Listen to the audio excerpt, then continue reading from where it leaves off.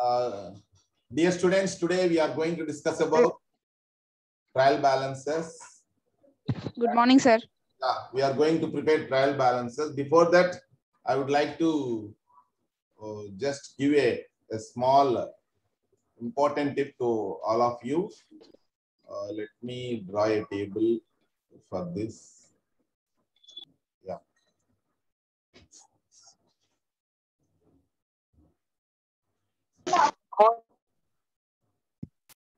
Yeah. Dear students, this is the important thing. What is this?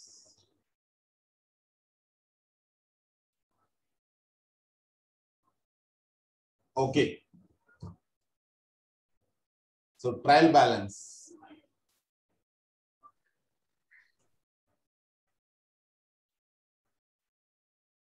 Trial balance. Telugulo Ankana. Okay, debit balances.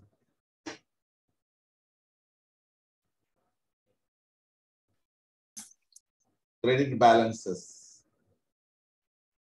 Debit balances and credit balances, right? So debit balances here, you know that you have discussed about the capital expenditure, capital income, revenue expenditure, and revenue income, right? So dear students, on debit side, so expenditure related items come. Okay, expenditure related items. So what are those expenditure related? Capital expenditure. Capital expenditure. Okay. And revenue expenditure. Revenue expenditure. Okay.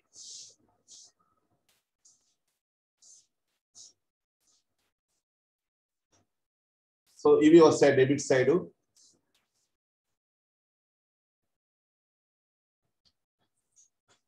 మూలధన ఖర్చులు, రాబడి ఖర్చులు.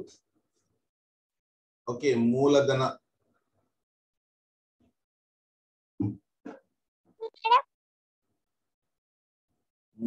ఖర్చులు, రాబడి ఖర్చులు.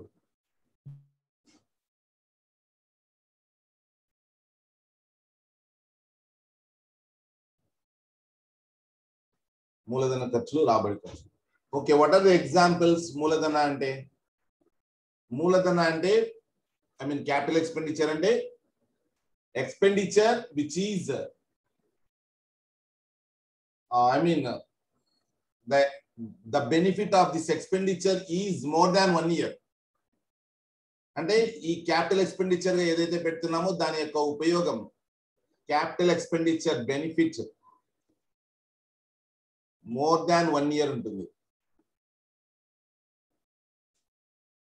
ఓకేనా? Revenue expenditure benefit less than 1 year.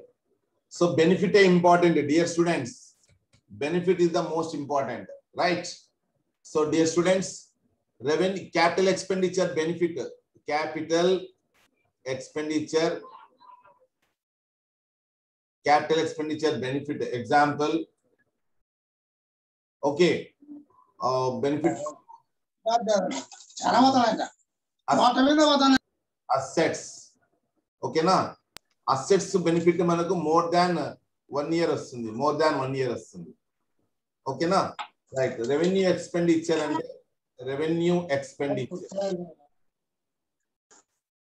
So revenue expenditure అంటే రాబడి ఖర్చు. సో దానికి బెస్ట్ ఎగ్జాంపుల్ సాలరీస్, వేజెస్, ఇట్లాంటి వాటిని మనం రెవెన్యూ ఎక్స్పెండిచర్ అంటాం. సో ఇవి అన్ని కూడాను డెబిట్ బ్యాలెన్సెస్ గా చూపిస్తాము. ఓకేనా? క్రెడిట్ బ్యాలెన్సెస్ గా ట్రయల్ బ్యాలెన్స్ లో క్యాపిటల్ ఇన్కమ్, తర్వాత revenue income.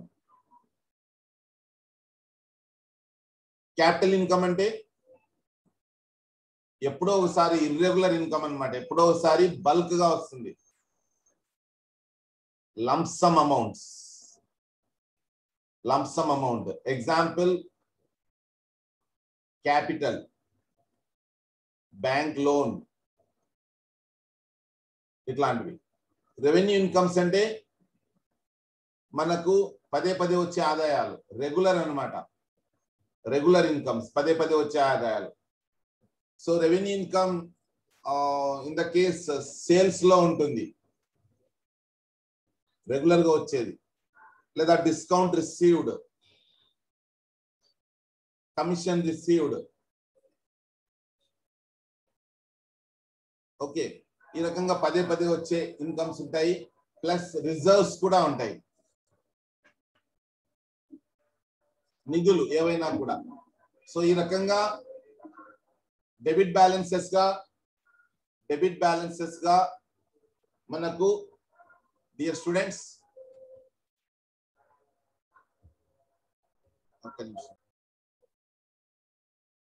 Right. Okay, debit balances, credit balances, trial balance. Okay students, so ఇక్కడ మనం ఒక ప్రాబ్లం చేయబోతున్నాము ప్రాక్టికల్ గా దీనికి సంబంధించి, right. So here the problem is there and we are going to take one important, right.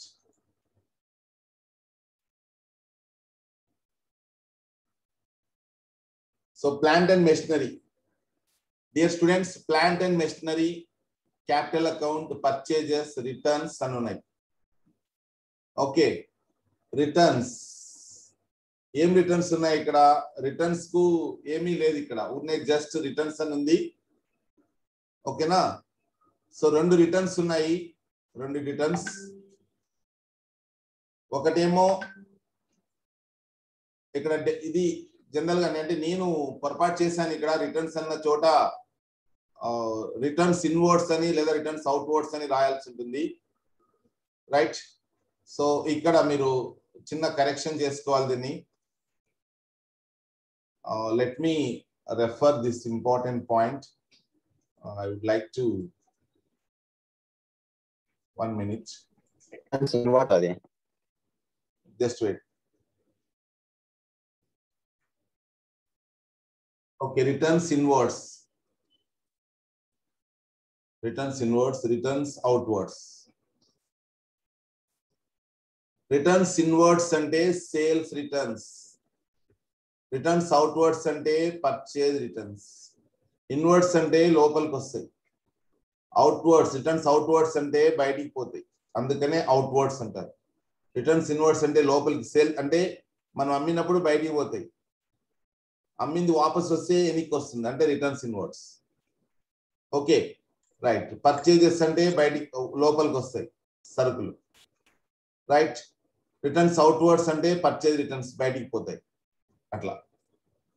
Okay, so ఈ problem మనం చేస్తాము, ఎన్ని వీలైతే అన్ని ప్రాబ్లం చేస్తాం, రైట్. ఈ వీడియో అంటే ఈ క్లాస్ తగ్గట్టుగా, రైట్. సో ఇవి రెండు నేను ఫైల్స్ అరేంజ్ చేసుకుంటాను, తర్వాత చేస్తాం, రైట్.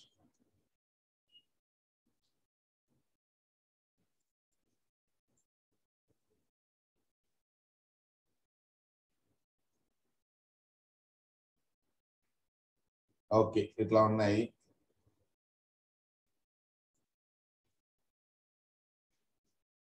ఓకే, చిన్నగా ఈ టైప్ లో చేసుకున్నాను నేను.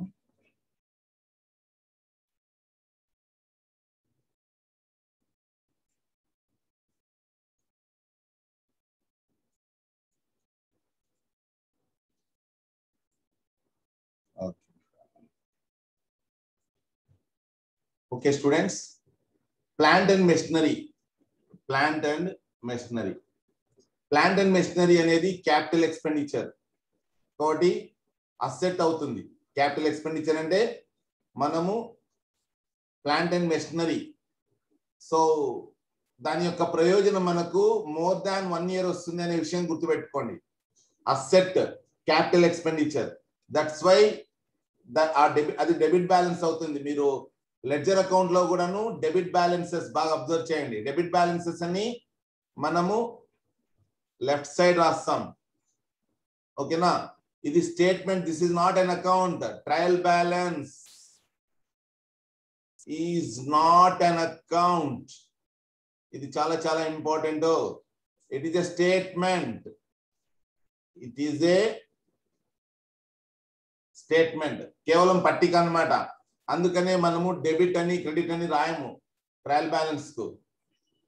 ఒక పట్టిక అంతే. ఇదొక్కటే కాదు పట్టిక. గుర్తుపెట్టుకోండి. మీకు ఇంపార్టెంట్ బిట్స్ ఇంటర్వ్యూస్ లో కూడాను అడగొచ్చు, అవకాశం ఉంది. ఓకే, సో స్టేట్మెంట్స్ ఏవి అంటే పట్టికలు. డెబిట్లు క్రెడిట్లు లేని పట్టికలు. డెబిట్లు క్రెడిట్లు లేని పట్టికలు. ఒకటి ట్రయల్ బ్యాలెన్స్, ఇంకొకటి బ్యాలెన్స్ షీట్.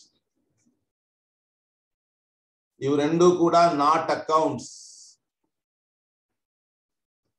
జస్ట్ స్టేట్మెంట్స్, పట్టికలు.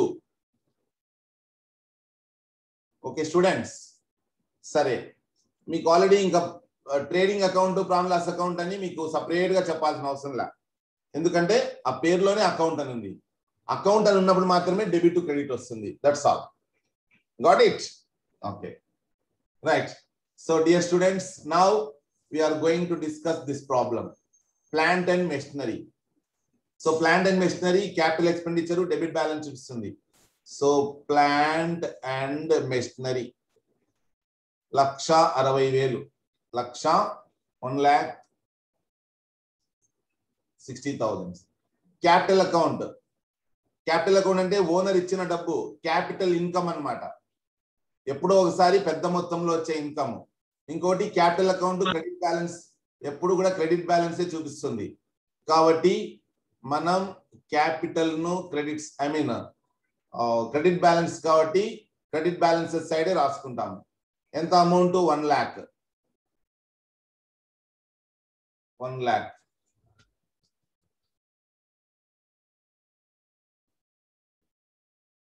రైట్. Next purchases. సరుకులు కొన్నప్పుడు పర్చేజెస్ డెబిట్ చేస్తాము కదా, అందుకని డెబిట్ బ్యాలెన్స్ చూపిస్తుంది అది. సో పర్చేజెస్, దాని యొక్క మూలాలు అర్థం చేసుకోవడం important. You have to understand that. ఒక అకౌంటింగ్ స్టూడెంట్ గా what you have to understand is మూలం, దాని ఏ బ్యాలెన్స్ చూపిస్తుంది అనేది ఇంపార్టెంట్. నెక్స్ట్ రిటర్న్స్ ఇన్వర్డ్స్ అంటే రిటర్న్స్ ఇన్వర్డ్స్ అంటే సేల్స్ రిటర్న్స్ అన్నమాట. 2,000. Returns inwards. Next sales. మనం సరుకులు అమ్మినప్పుడు సేల్స్ అకౌంట్ క్రెడిట్ చేస్తాము కాబట్టి అది ఖచ్చితంగా సేల్స్ క్రెడిట్ బ్యాలెన్స్ చూపిస్తుంది. Sales 3,54,000. Next opening stock. Closing stock ఎప్పుడు ఓపెనింగ్ స్టాక్ ఎప్పుడు డెబిట్ బ్యాలెన్స్. ఓకేనా? ఇంకోటి అసెట్ అనుకోవచ్చు మీరు. ఇది మనము last year 31st December closing stock asset side చూపిస్తాము. అసెట్లని ఏ వైపు రాసుకుంటున్నాం మనము? డెబిట్ సైడే కదా, డెబిట్ బ్యాలెన్స్ గా చూపిస్తున్నాము. కాబట్టి ఓపెనింగ్ స్టాక్ కూడాను last year closing stock asset side ఎట్లా బ్యాలెన్స్ షీట్ లో రాసుకుంటామో అసెట్ అనుకొని, ఇది ఓపెనింగ్ స్టాక్ అనేది బ్యాలెన్స్ మనము ట్రయల్ బ్యాలెన్స్ లో డెబిట్ బ్యాలెన్స్ వైపే రాసుకోవాలి. Opening stock 60,000. Okay students, next discount allowed అనేది లాస్, ఖర్చులు నష్టాలు డెబిట్ చేస్తాము కాబట్టి డెబిట్ బ్యాలెన్స్ డిస్కౌంట్ అలౌడ్ అనేది.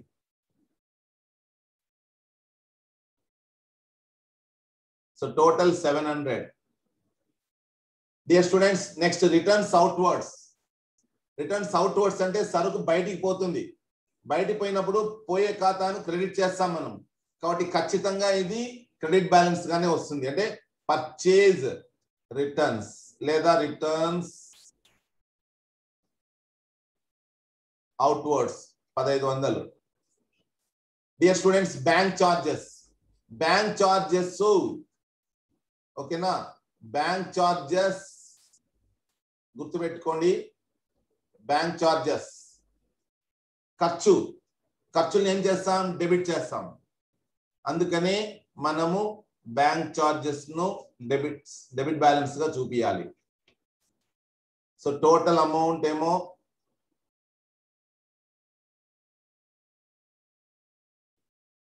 Right. Bank charges, what is the total amount? 150. Okay students, Sunday debtors మన నుంచి సరుకు తీసుకున్నప్పుడు డెటార్స్ వాళ్ళ ఖాతా డెబిట్ చేస్తాము అంటే ఖచ్చితంగా ఇది డెబిట్ బ్యాలెన్స్ చూపిస్తుంది. Sundry debtors. So total 90,000. Okay students, next discount received. Incomes మనం ఎప్పుడు క్రెడిట్ చేస్తాం కాబట్టి డిస్కౌంట్ రిసీవ్డ్ అనేది క్రెడిట్ బ్యాలెన్స్ గా చూపించాలి. Discount received, so that is 1600. Salaries salaries అనేది ఖర్చు కాబట్టి ఖర్చును డెబిట్ చేయాలి కాబట్టి మనము డెబిట్ బ్యాలెన్స్ గా చూపిస్తాం. సాలరీస్ 13,600.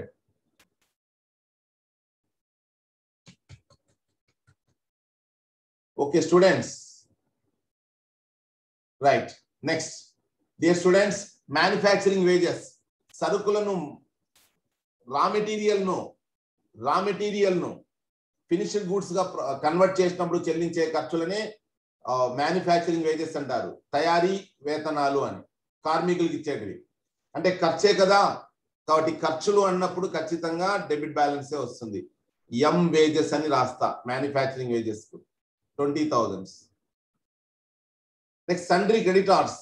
మనకు ఎవరైనా సరుకు అమ్మినప్పుడు సరుకులు కొంటాం కాబట్టి పర్చేజ్ అకౌంట్ డెబిట్ చేస్తాము.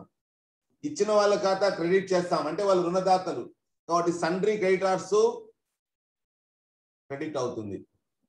డియర్ స్టూడెంట్స్, ఆలోచించే పద్ధతి ఒక్కటి నేర్చుకుంటే చాలు, అకౌంటింగ్ నీళ్లు తాగినంత సులభంగా ఉంటుంది.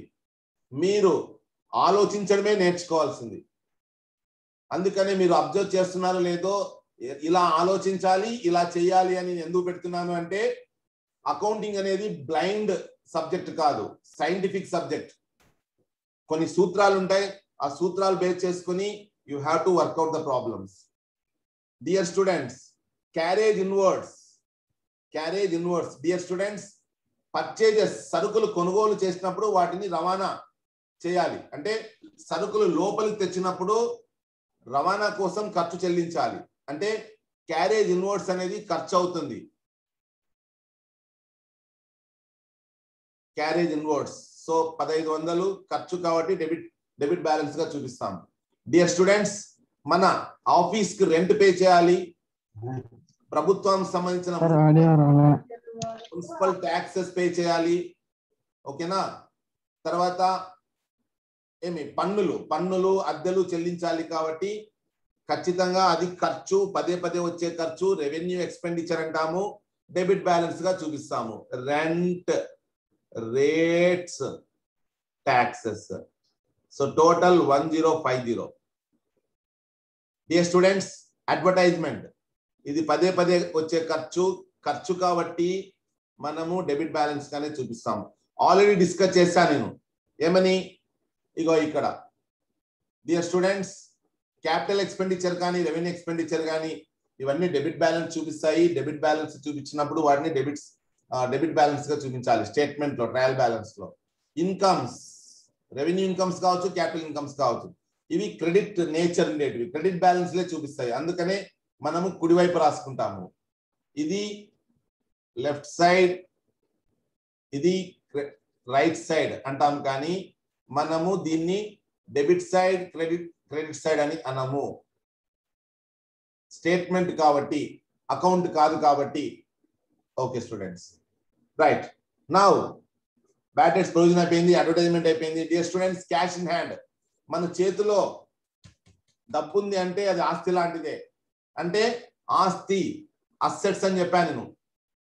క్యాష్ ఇన్ హ్యాండ్ అసెట్ కాబట్టి మనము డెబిట్ బ్యాలెన్స్ గా చూపిస్తాం. ఎందుకంటే క్యాష్ ఇన్ హ్యాండ్ అనే అకౌంట్ ఖచ్చితంగా డెబిట్ బ్యాలెన్స్ చూపిస్తుంది. క్యాష్ ఎట్ బ్యాంక్ అంటే మన బ్యాలెన్స్ బ్యాంక్ లో ఉంది, వాడు మన ఖాతా క్రెడిట్ చేస్తాడు. మనము మన నగదు పుస్తకంలో బ్యాంక్ అకౌంట్ డెబిట్ బ్యాలెన్స్ చూపిస్తుంది. cash at bank 12,000. Right, student. Carriage outwards.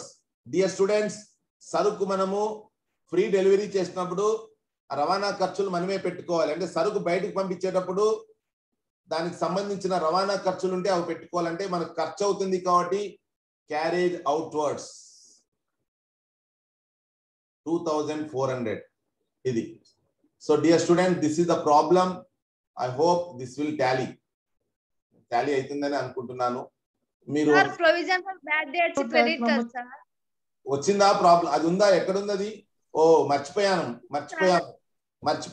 దాన్ని ఏదో రాసుకున్నాము. Rent and rates and tax. Debit side. Thank you బంగారు. అది రాసేటప్పుడే చెప్పాలి. ఇంకా టోటల్ చెప్పారు కాబట్టి ఏదైనా టీచర్ కూడాను మనిషే పొరపాటు చేస్తుండొచ్చు. ఓకే, మ్యూట్ చేసుకున్నానా? Right, okay. చూసేటప్పుడు పొరపాటు జరిగింది, no problem. Carriage inwards okay, ఇది కరెక్టే ఉంది కదా, carriage inwards. Okay, rents and taxes.